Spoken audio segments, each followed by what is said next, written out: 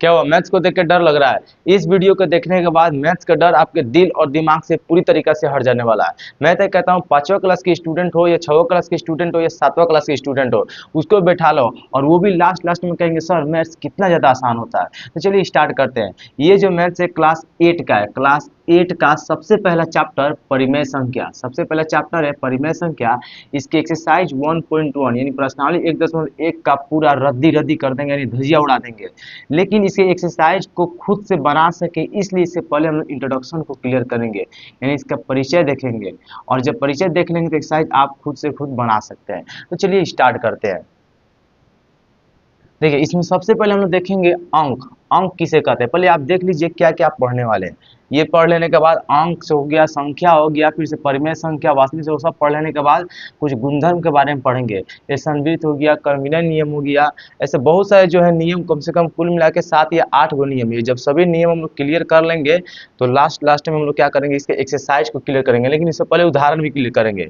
देखिए 8 क्लास का मैथ्स इस प्रकार से हम स्टार्ट करें जिसमें एक भी उदाहरण नहीं छोड़ना है और एक भी एक्सरसाइज के जो क्वेश्चन को भी नहीं छोड़ना है, सब का सब क्लियर किया जाएगा। देख लीजिए ये एक्सरसाइज इसको खुद से बना सके इसलिए इसका इंट्रोडक्शन क्लियर करना सबसे ज़्यादा जरूरी है। तो वीडियो में बने रहिएगा। अगर आपको वीडियो अच्छा लगेगा तो लाइक, शेयर और सब्सक्राइब करना नहीं भूलिएगा, क्योंकि जब भी मैं वीडियो अपलोड करूँगा तो इसका नोटिफिकेशन आपके पास पहुँचेगा। कैसे पहुँचेगा, बेल आइकन दबाइएगा तभी ना नोटिफिकेशन पहुँचेगा। तो चलिए इसको मिटाते हैं और समझते हैं अंक किसे कहते हैं। तो अंक क्या कहते हैं, 0 से लेकर 9 तक को अंक कहते हैं। यानी 0 हो गया, 1 हो गया, 2 हो गया, 3 हो गया, 4, 5, 6, 7, 8 और 9। 0 से लेकर 9 तक को अंक कहते हैं। 0 से लेकर 9 तक को अंक कहते हैं। 0 से लेकर 9 तक को क्या कहते हैं, अंक कहते हैं। उसे संख्या किसे कहते हैं, जब ये अंक जो होता है ना, जब जोड़ा में बनने लग जाता है तो क्या कहलाता है, संख्या कहलाता है। जैसे देख लीजिए ये हो गया 21, जैसे हो गया 23, ये हो गया 462, ये 3, 2, 4, 1। तो देखिए ये अंक का जो जब जोड़ा बनने लग जाएगा, जब अंकों का समूह तैयार होने लगेगा तब उसे क्या कहेंगे, संख्या कहेंगे। अंकों के समूह को क्या कहते हैं, संख्या कहते हैं। अगर डिफिनेशन लिखना चाहे तो किस प्रकार लिखेंगे, अगर डिफिनेशन लिखना चाहे तो लिखेंगे अंकों अंकों के समूह, अंकों के समूह को संख्या कहते हैं। अंकों के समूह को संख्या कहते हैं। जैसे में लिख लीजिएगा, जैसे में हो जाएगा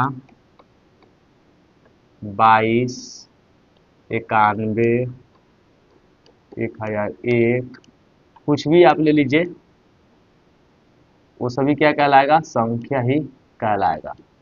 ETC मतलब इसेट्रा। चलिए अंक हो गया, संख्या हो गया। संख्या दो टाइप का होता है, संख्या होता है दो टाइप का। संख्या को अगर हम बांटे तो कितने भाग में बांटेंगे, संख्या को बांटेंगे दो भाग में। सबसे पहला हो जाएगा वास्तविक संख्या, सबसे पहला हो जाएगा वास्तविक वास्तविक संख्या और दूसरी का हो जाएगा काल्पनिक संख्या। क्या हो जाएगा, काल्पनिक संख्या। सबसे पहला हो जाएगा वास्तविक संख्या और दूसरा हो जाएगा काल्पनिक संख्या। तो वास्तविक संख्या किसे कहते हैं, अगर शॉर्ट भाषा देखिए, मेरा मतलब ये जो चैप्टर है परिमेय संख्या उसमें जानना है। वास्तविक संख्या, काल्पनिक संख्या ये जरूरी नहीं, ये तो 10वीं क्लास में समझा जाएगा, 9th भी ये नहीं समझा जाता, ये तो 10th क्लास समझा जाएगा। लेकिन मेरा मानना है जब स्टार्ट करते हैं तो क्यों ना ऐसे स्टार्ट किया जाए जो आप खुद तो पढ़े और दूसरे को पढ़ा सके, इस डिजाइन से स्टार्ट किया जाए। तो चलिए संख्या तो समझ गया, उसके बाद वास्तविक संख्या देखते हैं। वास्तविक संख्या दो टाइप में होता है, वास्तविक संख्या दो प्रकार का होता है। और बांटा जाए तो वास्तविक संख्या कितने प्रकार का होता है, दो प्रकार का होता है। सबसे पहला हो जाएगा परिमेय संख्या, परिमेय संख्या, और दूसरा हो जाएगा अपरिमेय संख्या, दूसरा हो जाएगा अपरिमेय संख्या। इसमें किसी का डिफिनेशन नहीं दिया जाएगा, सिर्फ थोड़ा सा जो है बतला देते हैं, दिमाग में पॉइंट में रख लीजिएगा। वास्तविक संख्या उसको कहते हैं जिसका हम लोग ग्राफ खींच सकते हैं, और काल्पनिक संख्या उसको कहते हैं जिसका ग्राफ नहीं खींच सकते हैं। काल्पनिक संख्या को अवास्तविक संख्या भी कहते हैं। तो वास्तविक संख्या फिर से सुनिएगा, वास्तविक संख्या उसको कहते हैं जिसका हम लोग ग्राफ खींच सके, और काल्पनिक संख्या उसको कहते हैं जिसका ग्राफ नहीं खींचा जा सके। माइंड में तो कुछ समझ में आया नहीं होगा, देखिए एग्जाम्पल समझते हैं। तो वास्तविक यानी दुनिया में जितना संख्या है सब वास्तविक संख्या आ जाएगा, सिर्फ रूट वाले संख्या को छोड़कर। और भी कौन, जैसे मान लीजिए ये 2/3 वास्तविक संख्या, 1.245 जितना हो ये भी वास्तविक संख्या, फिर से √4 ये भी वास्तविक संख्या हो गया। उसके बाद कहा जाए तो 5 ये भी वास्तविक संख्या हो गया, फिर से 10 सब का सब क्या हो गया, वास्तविक संख्या हो गया। लेकिन काल्पनिक संख्या किसे कहते हैं, तो काल्पनिक संख्या वैसी संख्या कहते हैं जो रूट के अंदर माइनस लगा रहा है। ये काल्पनिक संख्या हो गया, ये रूट के अंदर माइनस लगाना चाहिए, इसका ग्राफ नहीं खींचा जा सकता है। रूट के अंदर जब माइनस लगा रहेगा तो वो संख्या कौन संख्या कहलाएगा, वो संख्या कहलाएगा काल्पनिक संख्या। तो वो संख्या कहलाएगा काल्पनिक। अब होता है परिमेय संख्या। परिमेय संख्या किसे कहते हैं, जो p/q के रूप में होता है, और अपरिमेय संख्या किसे कहते हैं, जो p/q के रूप में नहीं होता है। ये थोड़ा थोड़ा बात बतला दे रहे हैं, इसलिए जानकारी के लिए जानकारी रख लीजिएगा, क्योंकि ये उतना खास इंपॉर्टेंट नहीं है। इसको हम पूरा डिटेलिंग से पढ़ेंगे 10th क्लास में, इसको पढ़ेंगे 10th क्लास में पूरा डिटेलिंग से पढ़ेंगे। इस क्लास में जो है उतना डिटेल्स जरूरी नहीं है, वो ये परिमेय संख्या के बारे में पूरा बढ़िया समझेंगे, अपरिमेय संख्या के बारे में थोड़ा सा समझेंगे। ठीक है, परिमेय संख्या किसे कहते हैं, जो p/q के रूप में होता है, और अपरिमेय संख्या उसको कहते हैं जो p/q के रूप में नहीं होता है। शॉर्ट भाषा में ये कहा जाए, इसमें रूट वाले जो संख्या होते हैं, जो रूट से बाहर ना वो अपरिमेय संख्या, जैसे रूट हो गया 2, रूट हो गया 5, रूट हो गया 7, और रूट हो गया 12। ये सब रूट से बाहर नहीं निकलेंगे, अपरिमेय संख्या कहलाते हैं। और ये परिमेय संख्या जो p/q के रूप में होते हैं, जैसे 2/5, 1/6, 3/2, 0.2/1 सब p/q के रूप में होगा। तो ये हो गया परिमेय संख्या। परिमेय संख्या होता है 10 प्रकार का। परिमेय संख्या होता है 10 प्रकार का, इसको नेक्स्ट पेज पे समझते हैं। परिमेय संख्या होता है 10 प्रकार का। सबसे पहला आता है प्राकृत संख्या। सबसे पहला आता है प्राकृत संख्या। क्या आता है, प्राकृत संख्या। तो ये होता है 10 प्रकार का। सबसे पहला आता है प्राकृत संख्या, यानी जो हम लोग गिनती गिनते हैं उसको प्राकृत संख्या कहते हैं। गिनती कहाँ से गिनते, 1 से गिनते थे, 1 2 3 4 5 6 डैश डैश कर देते हैं, ये हो गया प्राकृतिक संख्या। उसके बाद आता है पूर्ण संख्या। उसके बाद आता है पूर्ण संख्या। ये प्राकृत संख्या में अगर आप 0 लगा देते तो वो कौन संख्या बन जाएगा, पूर्ण संख्या बन जाएगा। प्राकृत संख्या में अगर 0 लगा देते हैं तो कौन संख्या बन जाएगा, ये पूर्ण संख्या बन जाएगा। ठीक है, उसके बाद आता है पूर्णांक संख्या। उसके बाद आता है पूर्णांक संख्या। उसके बाद आता है पूर्णांक संख्या। तो पूर्णांक संख्या किसे कहते हैं, पूर्णांक संख्या उसको कहते हैं जो प्लस में भी होता है, यानी धन में भी होता है, और ऋण में भी होता है, यानी प्लस में भी होता है, माइनस में भी हो सकता है। जैसे इसमें देखिएगा ये 0 हो गया, यहाँ बना देते हैं 1 2 3 डैश डैश कर दिया जाता है, सही से डैश कर देते हैं।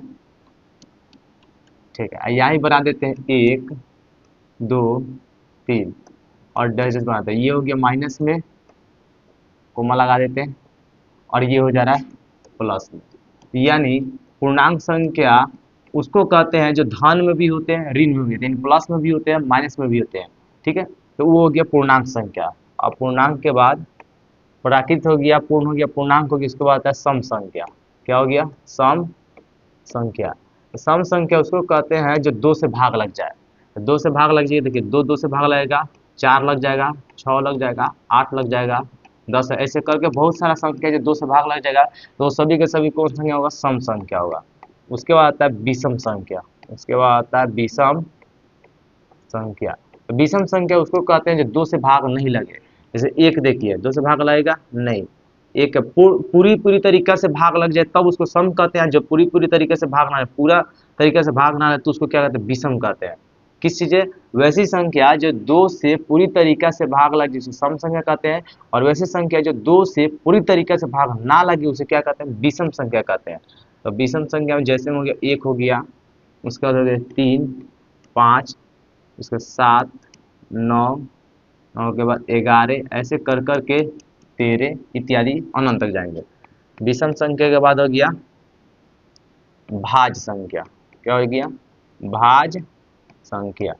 अब वैसी संख्या कहते हैं कि एक और स्वयं के अलावा अन्य संख्या से भी भाग लग जाए उसे भाज्य संख्या कहते हैं। जैसे एक और स्वयं के अलावा, एग्जाम्पल में देखिएगा, अगर हम यहाँ बनाते 1 2 3 4 5 6 7 8 9 अनंत तक जा रहा है। तो देखिए एक और स्वयं के अलावा भाज्य संख्या किसे कहते हैं? एक और स्वयं के अलावा अन्य संख्या से भाग लग जाए, एक और स्वयं के अलावा अन्य संख्या से भाग लग जाए उसे क्या कहते हैं? भाज्य संख्या कहते हैं। जैसे 2 को देखिएगा, 2 जो है एक के पहाड़ा से भाग लगेगा, खुद स्वयं से लग जाएगा, लेकिन कोई और पहाड़ा है जिसको भाग करेगा? नहीं करेगा, तो ये भाज्य संख्या नहीं हुआ। चलिए 3 को देखिए, ये 3 एक से लग जाएगा, 2 से सॉरी 3 से लग जाएगा, 3 जो है 1 से लग जाएगा, खुद स्वयं से लग जा रहा है, लेकिन कोई और संख्या इसको भागा नहीं कर पा रहा है, इसलिए भाज्य संख्या ही नहीं हुआ। अब 4 को देखिएगा, 4 1 से लग जाएगा, खुद स्वयं से लग जाएगा और 2 के पहाड़े से भी लग जा रहा है, तो ये हो गया भाज्य संख्या। ये क्या हो गया? भाज्य संख्या। अब 5 को देखिएगा, 5 जो है 1 से लग रहा है, खुद स्वयं से लग रहा है, लेकिन कोई और संख्या इसको भागा नहीं कर पा रहा है, इसलिए भाज्य संख्या नहीं हुआ। देखिए 6 को देखिए, ये 1 से लग जाएगा, ये 1 से लग जाएगा, स्वयं से लग जाएगा और 2 से भी लग जाएगा और ये 3 से भी लग जा रहा है, तो इसको कहेंगे भाज्य संख्या। कि एक और स्वयं के अलावा अन्य संख्या से लग रहा है तो उसको क्या कहेंगे? भाज्य संख्या। तो भाज्य संख्या में जब उतारना हो तो कौन कौन उतारेंगे? ये 4 उतारेंगे, ये वाला 4 6 8 9। चलिए यहाँ लिख देते हैं, कौन कौन हो जाएगा? 4 हो जाएगा, 6 8 9 10 12। ये ऐसे संख्या जो एक और स्वयं के अलावा अन्य संख्या से भाग लग जा रहा है तो उसको क्या कहते हैं? भाज्य संख्या। अब आता है, अब क्या आता है? अब आता है अभाज्य संख्या। तो अब आता है अभाज्य संख्या।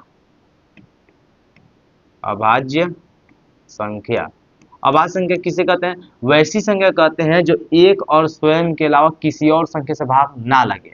एक से लग जाए, स्वयं से लग जाए, लेकिन कोई और संख्या से भाग ना लगे। जैसे 2 को देख लीजिए, 3 को देख लीजिए, खुद से लगेगा, एक से लगेगा, एक खुद से लगेगा, एक से लगेगा, लेकिन कोई और संख्या से भागा नहीं कर पाएगा।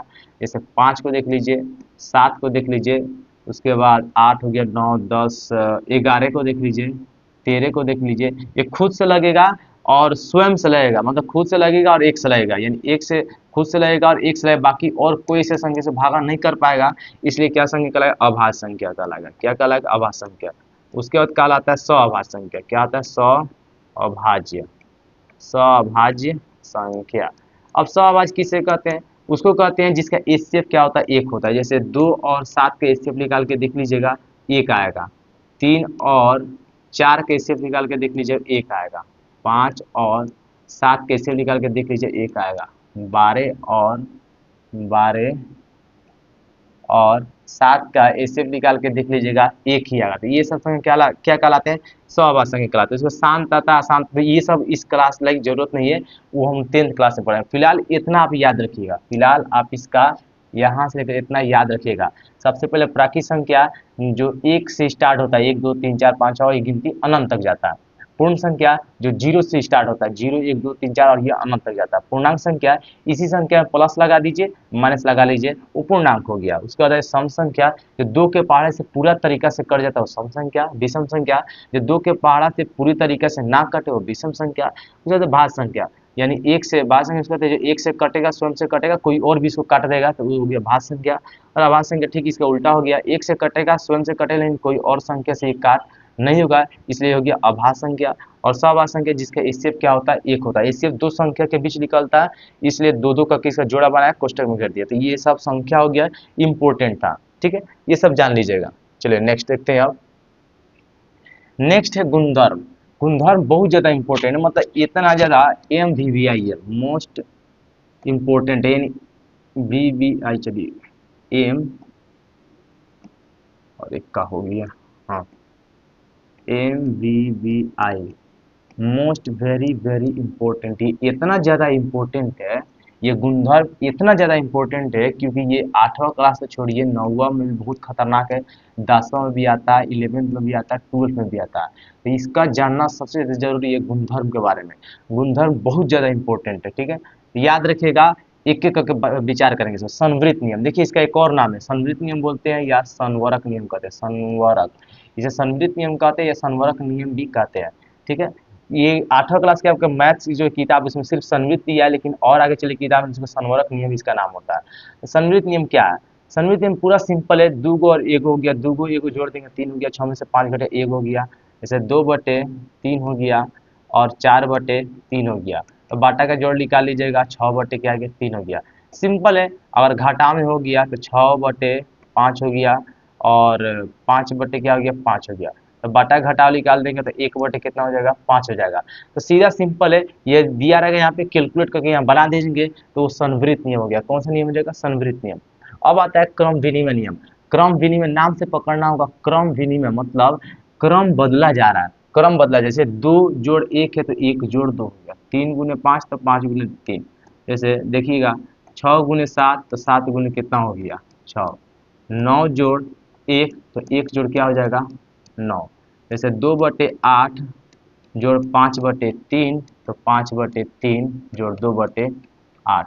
एक और देख सकते हैं, 1/2 गुने 9/3 तो कितना हो जाएगा 9/3 गुने 1/2। क्रम बदल दिया जाए, जैसे क्रम बदला जैसे क्रम विनिमय नियम, तो 2 नियम अभी आप सीख चुके हैं, संवृत नियम, क्रम विनिमय नियम। माइंड में छापते चले, माइंड में जो है इसको बैठाते चलेगा, और नहीं हो पा रहा तो आप इसको उतारते करिए, नोट्स करते चलिए। ठीक है, गुणधर्म, कुछ महत्वपूर्ण गुणधर्म, सबसे पहले आप पढ़े हैं संवृत नियम, इसे एक और नाम से बोला जाता है संवरक नियम से बोला जाता है। संवृत नियम में सीधा सिंपल कैलकुलेशन होता है, कर दीजिए काम खत्म हो गया। क्रम विनिमय नियम क्या होता है? क्रम बदल देना होता है, जैसे 2 जोड़ 1 है तो 1 जोड़ 2, 3 जोड़ 5 है तो 5 जोड़ 3, 6 गुने 7 है तो 7 गुने 6, ऐसे क्रम बदल गया तो उसको क्या बोल देंगे? क्रम विनिमय नियम कहेंगे। चलिए नेक्स्ट देखते हैं, इसमें आता है यूज तत्समक। यूज तत्समक ये बहुत इंपॉर्टेंट है, इसमें एक बात इंपॉर्टेंट रह गया, कैसे पहचानेंगे यूज तत्समक होगा? यूज तत्समक पहचाने का नियम देखिए, इसमें आपको जीरो देखने को मिलेगा, ठीक है, जोड़ में सिर्फ मिलेगा और जीरो देखने को मिलेगा। 3 जोड़ 0 है तो 0 जोड़ 3, अगर इसको सीधा करके फिर उलट के भी जोड़ेंगे तो कितना आएगा 3 ही आएगा। 9 जोड़ 0 है या 0 जोड़ 9 जोड़ेंगे तो क्या आएगा 9 आएगा। यानी अब देखने में तो क्रम विनिमय नियम ही लग रहा है, क्रम बदला हुआ है, ठीक है कोई बात नहीं है, लेकिन क्रम विनिमय नियम जीरो का भी बात नहीं कर रहा है। क्या होता है? क्रम बदलता है। देखिए क्रम बदलते हुए आपको दिख जाएगा, जैसे 3 गुने 5 5 क्रम बदल रही है, इसका क्रम विनिमय नियम। तो अगर आप कहिएगा इसमें जो देख पा रहे हैं, इसमें भी तो क्रम बदला है, 3 जोड़ 0 0 3, ठीक है, लेकिन पॉइंट इसमें याद रखना, आपको जीरो देखने को मिलेगा। जैसे जीरो देखने को मिलेगा तो आप इसको क्रम विनिमय नियम मत बोलिएगा, इसको डायरेक्टली आप बोल दीजिएगा योज तत्समक, क्योंकि योज तत्समक सिर्फ इसी रूप में होता है। जैसे एक और देखिए, 1/3 जोड़ 0, तो 0 जोड़ कितना हो जाएगा 1/3 बराबर कितना आएगा 1/3, तो ये हो जाता है योज तत्समक। ठीक है, अब और विचार करें, ये सिर्फ जोड़ में होता है, सिर्फ क्या चीज में होता है? जोड़ में, यानी प्लस में होता है। और यहाँ का बात करते हैं क्रम विनिमय, तो जोड़ में भी होता है, गुणा में भी होता है। क्या होता है? जोड़ में भी होता है और गुणा में भी होता है। एक और बात करते हैं, जैसे हो गया 2/5 जोड़ 0, तो क्या हो जाएगा 0 जोड़ 2/5। जीरो देखने को मिलेगा तो पकड़िएगा ये यूज तत्समक है, जीरो देखने को मिलेगा तो क्या कहेंगे उसको? योग तत्समक कहेंगे। जैसे 2/5 जो जीरो करेंगे, ये 0 जोड़ 2/5 करेंगे, तभी इसका आंसर कितना आएगा 2/5 आएगा। अब आता है यूज प्रतिलोम। योग तत्समक पूरा बने समझ चुके होंगे। अब आता है यूज प्रतिलोम। यूज प्रतिलोम क्या होता है? बहुत ही सिंपल होता है, अगर कोई संख्या माइनस में है तो इसको प्लस में लिख दीजिए, अगर प्लस में तो क्या चीज में लिख दीजिए? माइनस में लिख दीजिए। जैसे अगर हम -8 लिखते हैं तो इसको +8 कर दीजिए, और करेंगे कैलकुलेशन तो जीरो ही आएगा। जैसे 1/2 प्लस में है तो माइनस में 1/2 लिख दीजिए, माइनस में 1/2, देखिए प्लस में तो क्या क्या माइनस में कर दिए, क्या गया जीरो हो गया। जैसे 7/3 है, ये प्लस में तो इसको माइनस में 7/3 लिख दीजिए, क्या किया कैलकुलेशन जीरो आ गया। तो सीधा देखिएगा क्रम योज प्रतिलोम, योज प्रतिलोम में क्या होता है? अगर प्लस में होगा तो माइनस में, माइनस होगा तो मतलब प्लस में होगा, और उसे कैलकुलेशन करने के बाद क्या आएगा? जीरो आएगा। वो होता है योज प्रतिलोम। योज तत्समक समझ चुके होंगे, योज तत्समक में जीरो देखने को मिलता है, और योज प्रतिलोम में देखिएगा प्लस का माइनस या तो माइनस का प्लस देखने को मिल जाएगा। ठीक है, तो ये 2 तरीका के पकड़ने का। उसके बाद आता है गुणात्मक प्रतिलोम। गुणात्मक प्रतिलोम, प्रतिलोम का मतलब होता है उल्टा, इसे व्युत्क्रम प्रतिलोम या व्युत्क्रम नियम भी कहते हैं। ठीक है, तो वो छोड़ देते हैं। गुणात्मक प्रतिलोम मतलब होता है उलट देना, जैसे 3/2 है तो 2/3 हो गया, जैसे 5/4 है तो 4 बटे क्या हो जाएगा 5 हो जाएगा। अब कैलकुलेट करिएगा तो क्या आएगा, एक ही आएगा। ठीक है, कैलकुलेशन करिएगा तो क्या आएगा, एक आएगा। जैसे 9/3 है तो इसको उलट दीजिए, 3 बटे क्या आ गया 9, कैलकुलेशन करें तो कितना आएगा, एक ही आएगा। जैसे आप सब सीखते हैं 1/5 है तो 5 बटे क्या हो जाएगा, एक हो जाएगा। बहुत सिंपल है, कितना ज़्यादा सिंपल आप खुद देख पा रहे हैं इसमें। तो गुणात्मक प्रतिलोम से सीखने को क्या मिला, जब अगर कोई चीज़ सीधा है तो इसको उलट दीजिए, सीधा है तो उलट दीजिए, उल्टा तो सीधा करिए, क्यों है, लेकिन उल्टा होना चाहिए। जैसे 1/5 है तो 5/1 हो गया। अब मान लीजिए यहाँ पे अगर हम इसको कोई और संख्या बनाते हैं, कोई और संख्या अगर बनाते हैं, लिख देते हैं, हाँ 7/9 करते हैं तो 9 बटे कितना हो जाएगा, ये 7 हो जाएगा। तो ये हो जाता है गुणात्मक प्रतिलोम, ये होता है गुणात्मक प्रतिलोम। अब आता है गुणात्मक तत्समक। गुणात्मक तत्समक में पॉइंट एक बात रखिएगा जरूर, उसमें आपको एक देखने को मिलेगा, क्योंकि यहाँ पे हो गया है गलती, इसको सुधार लेना जरूरी है। यहाँ पे जो हो गया गलती, यहाँ पे जीरो नहीं होगा, यहाँ पे जीरो नहीं होगा, और साथ में जोड़ भी नहीं होगा, यहाँ पे जीरो भी नहीं होगा और साथ में जोड़ भी नहीं होगा। ठीक है, याद रखिएगा, जीरो भी नहीं होगा, साथ में जोड़ भी नहीं होगा, सिर्फ यहाँ क्या होगा, गुना होगा, सिर्फ यहाँ पे होगा गुना। चलिए, तो पकड़ते हैं अब।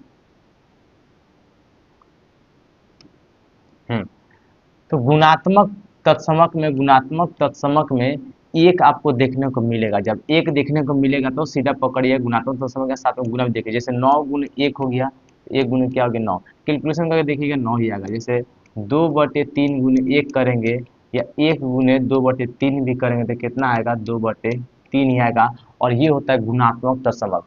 पॉइंट वाइज पॉइंट याद करते चलिएगा, नोट्स जो कि जैसे है उतारते चलेगा। और आपको पीडीएफ इसका चाहिए तो आपको कांटेक्ट करना होगा। मोबाइल नंबर कहाँ से, तो मोबाइल नंबर यहाँ दे देते हैं, 77 3 99 4 32 और 24। जब इस नंबर पे कॉल करिएगा या मैसेज करिएगा या व्हाट्सएप करिएगा तो वहाँ पे लिख दीजिएगा पीडीएफ 8 क्लास चैप्टर 1 पीडीएफ। ठीक है, अगर ऐसे आप लिख दीजिएगा तो हमको लगेगा जो स्टूडेंट है जो पीडीएफ मांग रहा है, तो तुरंत हम पीडीएफ भेज देंगे। कोई इसका चार्ज नहीं, रुपया नहीं लगेगा, फ्री लगेगा।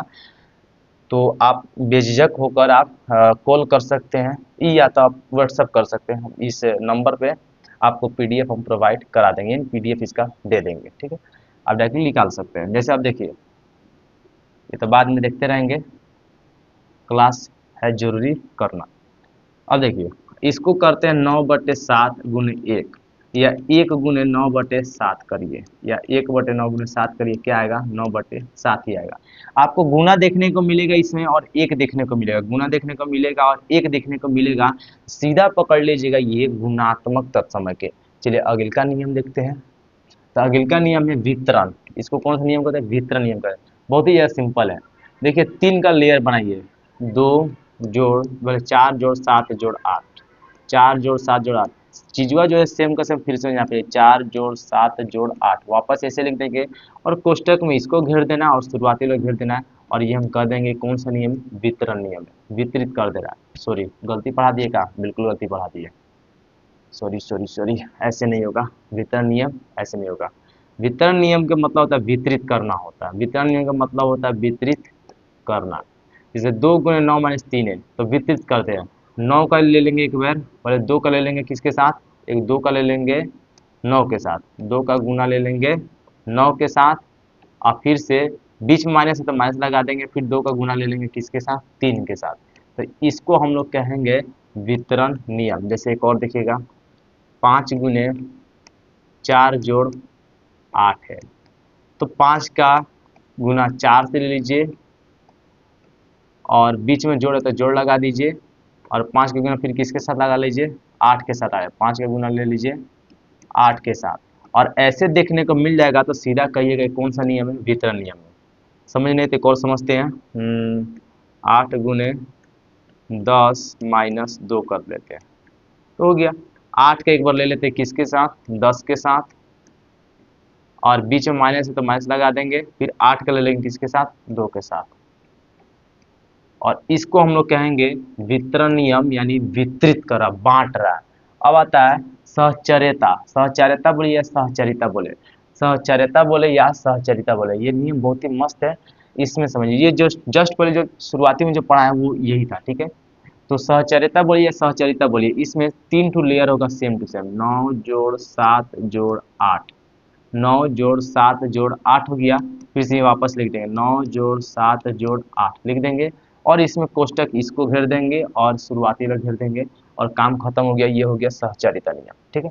एक और देखते हैं, 1 गुने 2 गुने 3 कर देते हैं, 1 गुने 2 गुने 3 कर देते हैं, और कोष्टक ये वाला घेर दीजिए और शुरुआती वाला घेर दीजिए, और काम खत्म। ये हो गया सहचर्यता नियम या सहचरिता नियम, ठीक है। एक और देखते हैं, 5 माइनस 7 माइनस 8, तो वापस यही लिखेंगे 5 माइनस 7 माइनस 8, कोष्टक में इसको घेर देंगे और इसको घेर देंगे, और ये कहलाएगा सहचरिता नियम या सहचर्यता नियम। सहचरिता का ये या सहचरिता क्रिया। नियम सुधा कि नहीं सुधा? बिल्कुल बिल्कुल नियम सुध गया, फाइनली समाप्त हुआ नियम। अब नियम समाप्त हो गया है, तो उदाहरण पे चलते हैं अब हम लोग। उदाहरण पे, उदाहरण नंबर 1। तो ये उदाहरण नंबर 1 को देखते हैं, कह रहा हल करने के लिए, सरल करने के लिए बना। चलिए तो करते हैं हल इसका। देखिए डायरेक्ट अगर करेंगे तो भी हल हो जाएगा, लेकिन अगर नियम के अनुसार अगर हल करेंगे तो बहुत ही ज्यादा आसान हो जाएगा। तो चलिए 3/, जो आप 7 देख रहे हैं, 3/7 यहाँ लिखेंगे सॉल्यूशन।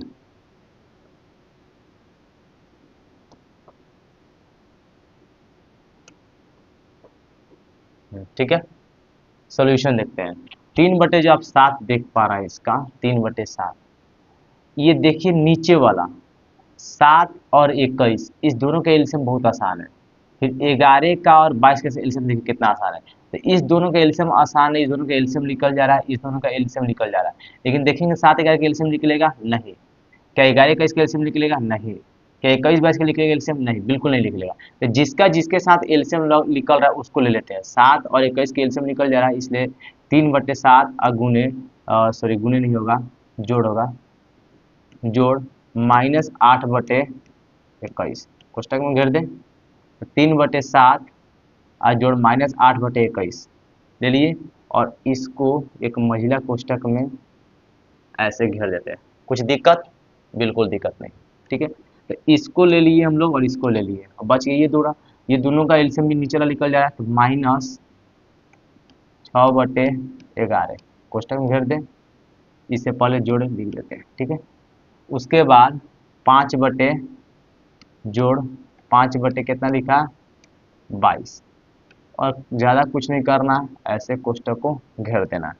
अब घेर देने के बाद आपको पता होना चाहिए सॉल्व करना है अब इसे। तो देखिएगा 3/7 प्लस माइनस क्या हो जाएगा, -8/21, और इसको घेर देते हैं छोटा कोष्टक को, जोड़ माइनस जो है 6/11 हो जाएगा, और जोड़ 5/22 हो जाएगा। इसको भी रख लेते हैं छोटा कोष्टक में, ठीक है। इसके एलसीएम देखते हैं, 7 और 21 के एलसीएम हो जाता है 21। 7 के पहाड़ा 3 बार पढ़ेंगे तो 21 आएगा, तो वो इस 3 में इस 3 से गुना करेंगे तो हो जाएगा 9, माइनस 21 का पहाड़ा 1 बार पढ़ेंगे तो 21 आएगा, तो वही 8 से गुना करेंगे तो क्या होगा, 8 होगा। ऐसे रहने देंगे, जोड़ देखिए 11 और 22 के एलसीएम होता है 22, 11 दूनी होता है 22, तो 6 दूनी हो गया 12, 6 2 जाता है 12, जोड़ का जोड़ 22 एकम होता है 22, तो 1 का पढ़ा 5 में पढ़ने क्या हो गया, 5 आ गया। तो देखिए 9 में से 8 घटाएंगे तो 1/, हो जाएगा 21, ठीक है। जोड़ 12 का पढ़ा, मतलब सॉरी माइनस, अब प्लस क्या होता है, माइनस यानी घटेगा, 12 में से 5 घटेगा तो 7 होगा, लेकिन 7 हो जाएगा माइनस में, अब बटे हो गया 22। अब 2 चीज जो है साथ में नहीं हो सकता, इसलिए इसे योग का क्या करते हैं, कोष्टक घेरना होता है, योग का कोष्टक घेरना होता है। चलिए तो फिर से आप लिखेंगे 1/21 प्लस माइनस हो गया माइनस 7/22। क्या करना है लास्ट में, अब एलसीएम निकालना है। 21 और सॉरी 21 गलती लिख दिए का, 21 और 22 होना चाहिए था, हाँ 21 और 22। ये 21 22, इसका एलसीएम निकालते हैं। चूंकि इसका एलसीएम नहीं निकलेगा तो सीधा सीधा क्या करेंगे, गुना ही करेंगे। तो गुना करके लिख लेते हैं, एक दूना दो, एक दूना दो, दो दूनी चार, दो दूनी चार, दो हो गया, छः हो गया, चार हो गया, 462 इसका कितना आया, एलसीएम आया 462। 21 के पहाड़ा कितना पढ़े तो 462 आया, तो 21 का पहाड़ा अगर 22 से पढ़ते हैं तो 462 आएगा, और वही 22 में 1 से गुना करने क्या होगा, 22 होगा, माइनस 22 का पहाड़ा कितना पड़ेगा, 462 आएगा 21 में, तो 21 में क्या गुना 7 से, तो 7 एकम 7 और 7 दूनी 14, ठीक है। अब सिंपल है, इसको घटा लीजिए, 7 में से 2 घटेगा, सॉरी गलती हो गया, 5, ठीक है, और 4 में से 2 घटेगा 2, और ये 1 का 1 हो गया, माइनस 462। तो मेरे ख्याल से यही आंसर होना चाहिए, यही आंसर होना चाहिए। और उसके बाद इसको हम लोग एरो दे देंगे।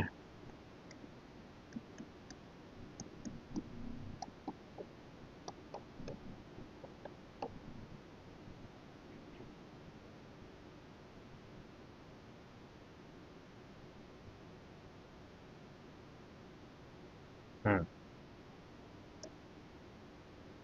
सबका एरो दे दिए, आप इसको उतार सकते हैं।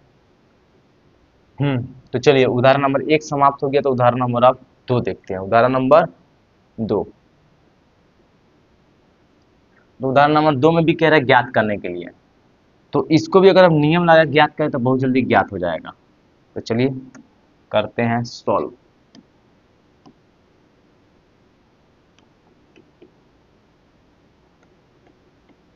उतार लेते हैं, -4/5 गुने 3/7,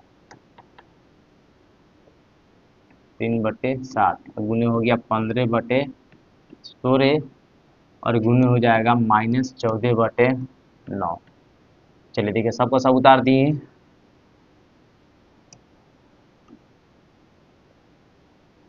कटा लेते हैं। तो कौन कौन पढ़ा में कटेगा, 3 एकम 3 और 3 तिहाई हो जाएगा 9, ठीक है, 4 एकम 4 और 4 चौके हो जाएगा 16, ठीक है। ये देखिए 5 एकम 5 और 5 तिहाई हो जाएगा 15, ठीक है। ये देखिए 3 एकम 3, 3 एकम 3, आइए हो जाएगा 3 एकम 3, और कोई है या, और कोई यहाँ पे है, 7 एकम 7 और 7 दूनी हो गया 14, और ये हो गया 2 एकम 2, 2 दूनी हो जा रहा है 4। गजब, हाँ गजब, ऐसा कटाई कटाया गया तो पूरा का पूरा कट गया ही। फिर आंसर लिखते हैं, आंसर लिखते हैं। तो सभी में 1 गुने 1 गुने 1 गुने 1 करें तो क्या आएगा, 1 ही आएगा। नीचे देखते हैं, 1 गुने 1 करें तो 1 होगा, और इसमें 2 से गुना करें तो 2 होगा, और 1 1 होगा, माइनस माइनस क्या हो जा रहा है, प्लस, और ये खेल खत्म। तो प्लस को लिखा नहीं जाता है, यही रख देते हैं। तो ये रहा इसका फाइनल आंसर। एक्सपेक्ट नहीं किया था, बड़ा जल्दी आंसर इसका चला आया ये। चलिए अपना क्या है, अपने को नेक्स्ट क्वेश्चन बनाना है। चलिए नेक्स्ट क्वेश्चन बनाते हैं। नेक्स्ट क्वेश्चन, क्वेश्चन नंबर 3 बहुत ही आसान है कि नहीं, इसको भी सॉल्व करते हैं, बहुत ही ज़्यादा आसान है। पहले पॉइंट पकड़ते हैं, क्या कोई ऐसा मेथड है जिससे आसान तरीके से बनाया जा सके, कुछ ना कुछ जरूर होगा, बिल्कुल है, बिल्कुल है, कुछ ना कुछ क्या बहुत कुछ है इसमें। यहाँ से लेकर यहाँ देखते हैं, और इस गुना का यहाँ से यहाँ देखते हैं, इस दोनों गुना वाला को पहले साथ में करते हैं, 2/5 गुने -3/7, इसको एक साथ कर देते हैं कोष्टक में, और इस चीज़ों को यहाँ भी उतार लेते हैं, -3/7 और गुने 3/5, ठीक है। ये माइनस रख लेते हैं इधर बाहर, और कोष्टक में यहाँ कर देते हैं इसको, ठीक है। और कुछ, और कुछ नहीं, तो एक काम करते हैं, एक मिस्टेक कर देंगे, अगर सॉल्यूशन अभी ना किए सही तो। इसके साथ जो है माइनस रहने देते हैं, ठीक है, और बाहर लगाते हैं प्लस, ठीक है। देखिए तो ये जो चीज बा इसको यहाँ उतार दिए, और ये वाला चीज जो भी इसके यहाँ -3/7 -3/7 3/5, ये हो गया प्लस, देखिए प्लस पर इसके आगे माइनस और प्लस प्लस के आगे प्लस, कोई दिक्कत नहीं है। और ये जो लास्ट में है 1/14 इसको यहाँ का यहाँ उतार देते हैं। ये रहा इतना सोल्यूशन। कटाने का बारी आ रहा है तो चलिए कटाते हैं।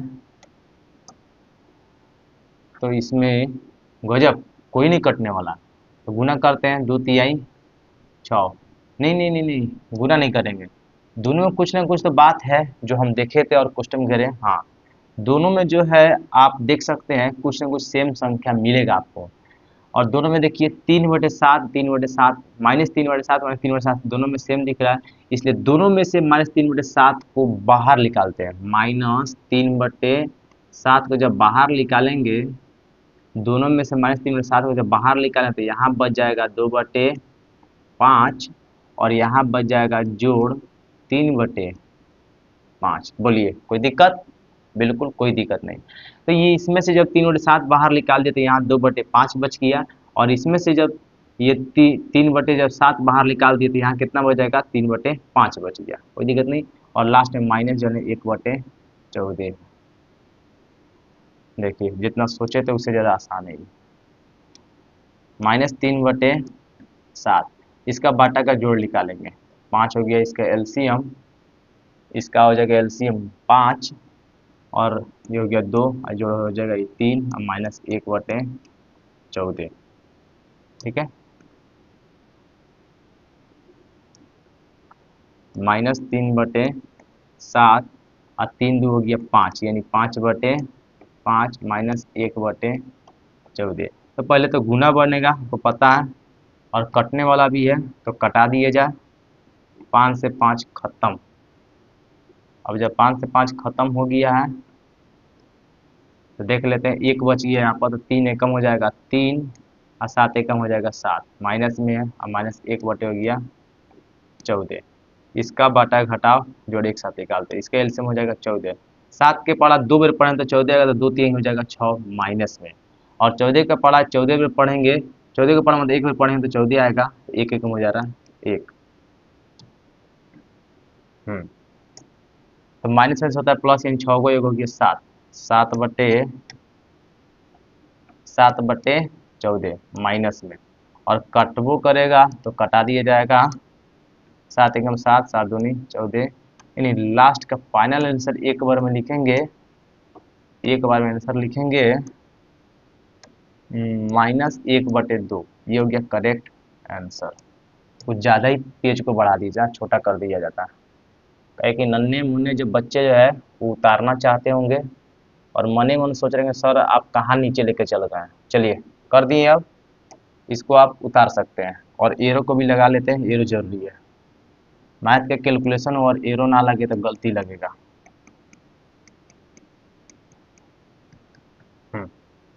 तो जल्दी जल्दी जल्दी उतारिए इसको, छोड़िए। आप तो जनरेटर के स्पीड से उतारते होंगे तो छोड़ देते हैं इसको। प्रश्नावली में आ गए हैं। एक्सरसाइज, एक्सरसाइज में क्या क्या आ रहा है? एक्सरसाइज 1.1 में क्या कह रहा है? निम्नलिखित प्रत्येक, निम्नलिखित में मतलब प्रत्येक, क्या पढ़ दिए हम, हाँ, निम्नलिखित प्रत्येक में गुणन के अंतर्गत उपयोग किए गए गुणधर्म, गुण का नाम लिखिए। अब सबसे पहला 1 नंबर में कौन सा गुणधर्म है ये चेक करते हैं। देखिए इसमें एक देखने को मिल रहा है, एक देखने को मिल रहा है, एक, यहाँ गौर फरमाइएगा, एक देखने को मिल रहा है। और जिसमें एक देखने को मिलता है, जिसमें गुना के साथ है एक देखने को मिलता है, तो कौन सा गुणधर्म होता है? अगर शायद अगर आप भूल गए होंगे तो हम गुणधर्म के पास लेके चलते हैं। गुणधर्म कहाँ गया भाई, कहाँ गया? ये देखिएगा, एक देखने को मिल रहा है, एक, और उसको कौन सा गुणधर्म कहते हैं? गुणात्मक तत्समक कहते हैं। तो क्या वहां पे आंसर में क्या लिखेंगे? गुणात्मक तत्समक। यहां लिखेंगे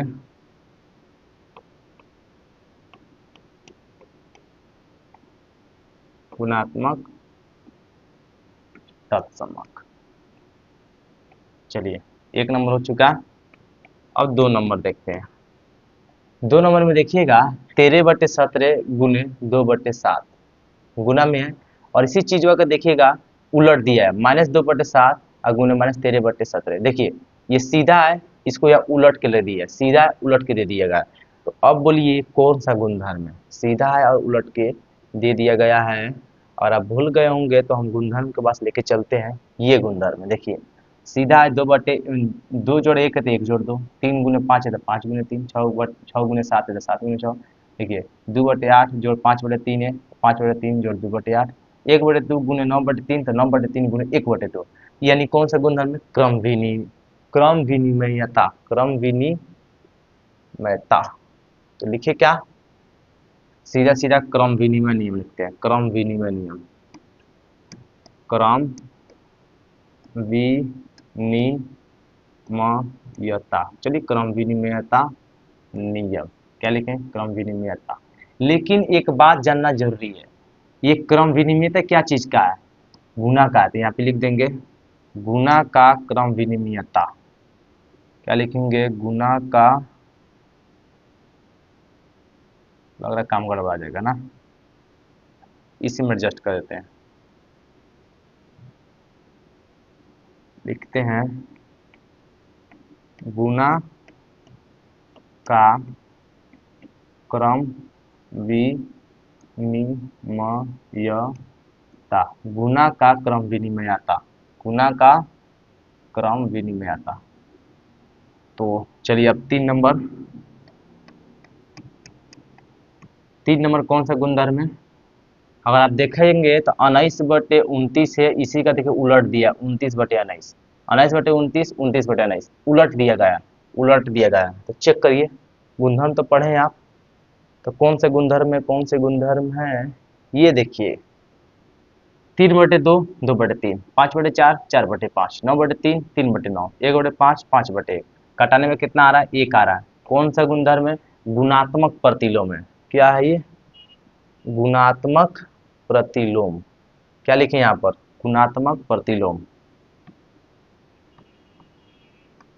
गुणात्मक प्रतिलोम। फाइनली एक्सरसाइज का, और एक्सरसाइज 1.1 का क्वेश्चन नंबर 1 कंप्लीट हो गया। चलिए 2 नंबर को देखते हैं।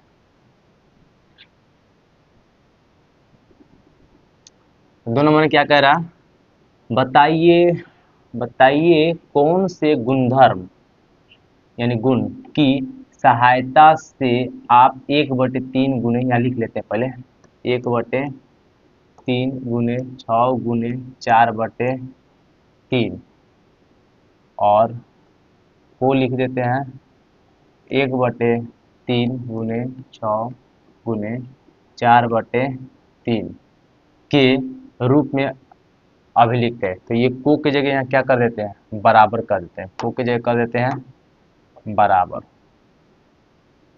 मिटक जा भाई मिटक जा। तो को की जगह यहाँ लग देते हैं बराबर। और आप ये बतलाइए कौन सा गुणधर्म है जिसमें लास्ट वाला कोष्टक घेरा जा रहा है और यहाँ फर्स्ट वाला कोष्टक घेरा जा रहा है। माइंड में जरूर याद पड़ रहा होगा, लेकिन याद मतलब याद पड़ रहा होगा, सोच रहे होंगे ये होगा इससे बनिए, काहे ना हम इसको देख के बतला ही देते आपके लिए, आपको बतला देते जी गुणधर्म हम पढ़ा चुके हैं, आपको कहाँ है ये कहाँ गया भाई, कहाँ गया, ये रहा, देखिए ये रहा कोष्टक लास्ट, यहाँ का दो, यहाँ इसके यहाँ का, गौर फरमाइए। देखिए 3 1 4, 3 1 4, ये कोष्टक ये कोष्टक ये कोष्टक ये कोष्टक, सेम सेम अंक रहेगा, इस तरफ भी सेम रहेगा, कोष्टक ये घेरा जाएगा, यहाँ पे ये कोष्टक घेरा जा रहा है। तो इसमें भी देखिए, इसमें भी देखिए तीनों सेम सेम है, कोष्टक ये वाला घेरा, ये कोष्टक ये घेरा गया है। तो कौन सा था ये क्या था, ये कौन सा गुणधर्म था, ये था सहचर्यता, सहचर्यता या सहचरिता, इसको क्या कहते हैं, सहचर्यता या सहचरिता। इसको लिखेंगे सहचर्यता, सहचर्यता या सहचरिता भी लिख सकते हैं या सहचर्यता भी लिख सकते हैं। सहचर्यता गुण गुण धर्म। तो क्या आगे भी कोई है का, मेरे ख्याल से एक्सरसाइज 1.1 यानी 1.1 में इतने दो ये क्वेश्चन था। तो कैसा लगा? अगर अच्छा लगा हो आपको तो चैनल को सब्सक्राइब करना नहीं भूलिएगा, बहुत ज़्यादा टाइम लगा है बनाने में, ठीक है। चैनल को सब्सक्राइब करना नहीं भूलिएगा, वीडियो को लाइक कर दीजिएगा और सपोर्ट करिएगा, सपोर्ट करना बहुत ज़्यादा जरूरी है, ठीक है। तो फिर से नेक्स्ट वीडियो में आपसे मुलाकात होगी, वही जोश और वही जुनून के साथ, फिर मज़े में पढ़ेंगे और फिर से वही दावा ठोकेंगे। 5वां क्लास के स्टूडेंट भी बना सकते हैं, चौथा क्लास के स्टूडेंट बना सकते हैं, और नन्ना मुन्ना राई जो होता है, देश के सिपाही होते हैं, वो भी इस मैथ के कैलकुलेशन को पूरा बढ़िया से बना सकते हैं। चलिए, समझ में आ गया होगा। हंसी मजाक तो चलते रहेगा। नेक्स्ट वीडियो में फिर आपसे मुलाकात होगी, तब तक के लिए इतना ही।